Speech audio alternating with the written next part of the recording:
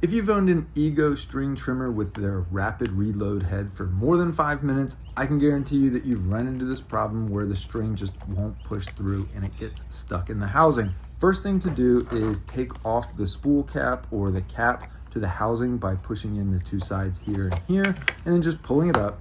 And now these holes right here are where your string should feed through from one side to the other like it's doing right now. But if it's not going through, here's the fastest fix that I know of. Manually feed one side from the outside eyelet on the spool cap here, or as I like to call it, the slot. Push it through one side and then feed it directly into the hole. From there, go to the other side of the cap and feed the eyelet from the inside out and pull it through. Now here's 2 tips to help avoid this becoming a problem again.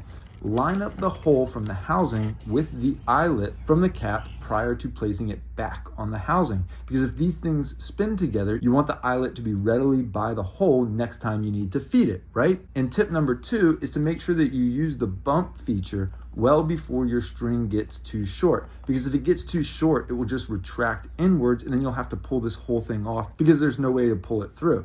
So the bump feature does work on these things, but if you don't do it soon enough, it won't, and you'll have to do this every single time. And again, this is to the best of my experience, and if someone has anything different, please share it so we can all help the Ego community.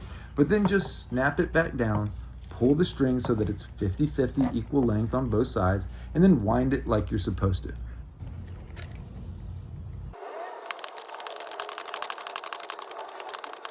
I hope this was helpful. Please reach out anytime with questions or concerns.